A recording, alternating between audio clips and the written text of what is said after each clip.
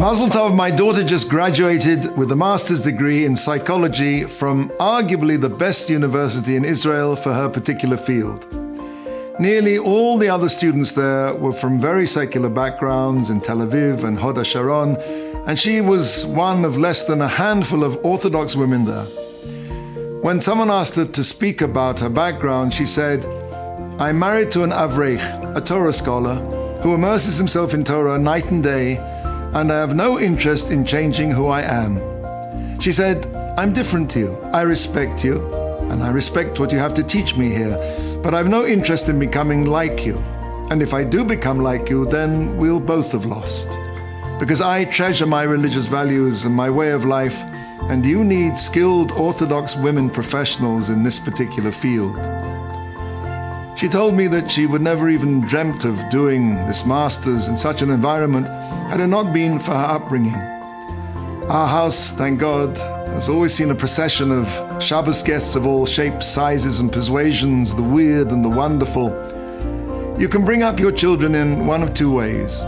One alternative is to try and insulate them totally, to cut yourself off to the maximum degree from any negative lures of the secular world. But even this might not be hermetic enough. Alternatively, you can face the challenges of the modern world and give your children a pride and a love of Torah Judaism, and hope and pray very hard that you'll inoculate them against the cesspools of society. There's no guarantee in either choice. Rabbi Yaakov Kamenetsky comments on this week's Torah portion that Yaakov learned two Torahs, so to speak.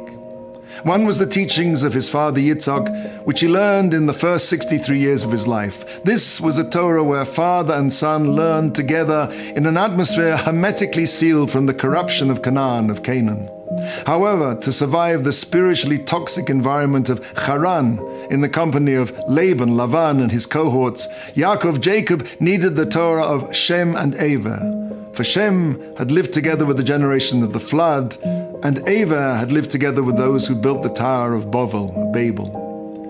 Yaakov's sojourn of 14 years in the yeshiva of Shem and Ever inured him to the spiritual dangers of Haran.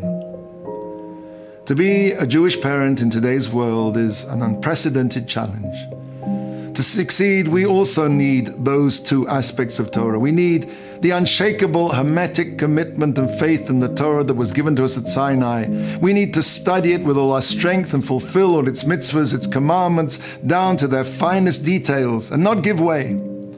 And we also need the Torah of love, of tolerance, and of compassion. We need to be there for our children with unconditional love, however difficult life may be for them. We must inspire, and we must be inspired. And with these two Torahs, and with a lot of prayer and the help of Hashem, we'll protect our nearest and dearest from the worst that the world has to offer.